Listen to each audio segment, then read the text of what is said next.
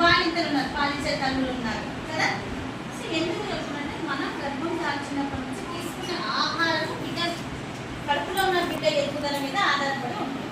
మనం మంచిగా ఆహారం తీసుకుంటే బిడ్డ యొక్క పిండం కూడా పెరుగుతుంది, అవునా.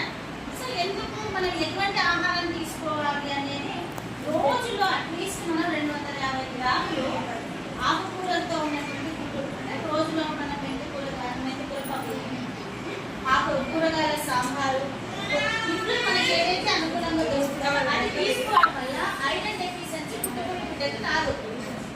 గోంగూర కానీ, పచ్చడివాకు కానీ, పాలకూర కానీ, ఇట్లా ఆకుకూర తీసుకోవడం వల్ల పుట్టిన బిడ్డకు మనకు ఏంటంటే పుట్టిన తర్వాత బిడ్డకు ఐరన్ డెఫిషియన్సీ రాదు. మీకు కూడా మంచి ఐరన్ ఇంప్రూవ్మెంట్ అవుతుంది. కాకి సమయంలో కదా మనం అట్లీస్ట్ మనకి 13 గ్రాములు రక్తం ఉండాలి కదా. సో అలాగే గర్భం దాల్చినప్పటి నుంచి దానిపై లోపల మనం ఏమంటే నెల నెల బిడ్డ పెరుగుతుందని మనం గమనించాల్సింది అంటే మనం బరువు పెరుగుతుంటాం.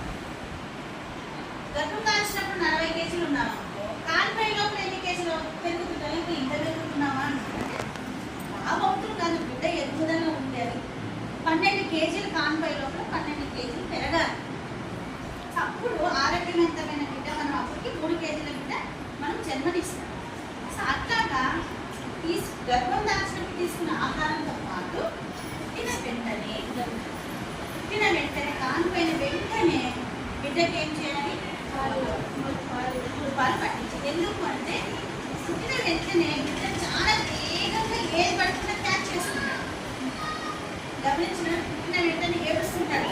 ఏడ్చినప్పుడు ఏం చేస్తాడు తెలుసా, మనం ఎత్తుకున్న వెంటనే ఎదుగుతుంటాడు. చనుకొని ఏంటని బిడ్డ చూస్తుంటాడు. మనకి ఏది అందించినా అదే వాడు క్యాచ్ చేసుకుంటాడు. ఆ సమయంలో బిడ్డ యొక్క వేగవంతం ఉంటాడు. కాబట్టి ఎందుకు చెప్తారంటే గర్భం దాల్చినప్పటి నుంచి కూడా తల్లిపాల మీద ప్రాముఖ్యత ఎందుకు చెప్తారంటే పుట్టిన వెంటనే చక్కెర నీళ్ళు కానీ, వేరే పాలు కానీ, నీళ్లు కానీ, తేనె కానీ బిడ్డకు పట్టించకూడదు. ఎందుకు పట్టించకూడదు అంటే పుట్టిన వెంటనే వారికి వ్యాధి నిరోధక శక్తి తక్కువ. సో అప్పుడు ఏమంటాడు, ఏది అలవాటు పడితే అది వాడు అలవాటు చేసుకుంటాడు. సో అలాగే పుట్టిన వెంటనే బిడ్డకు చనుమను అందించిన వెంటనే ఫీడింగ్ అనేది వాడు ఆ చనుమలను చీకుతాడు. అంటే ఫీడింగ్ అనేది వాడు అలవాటు చేసుకోవడానికి ఒక అవకాశం. వెంటనే ఫీడింగ్ ఇస్తే వానికి వ్యాధి నిరోధక శక్తి పెరుగుతుంది.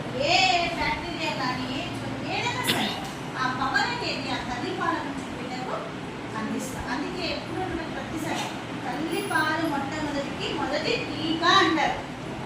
మనం జ్వరం వస్తే ఏం చేస్తాం, జ్వరం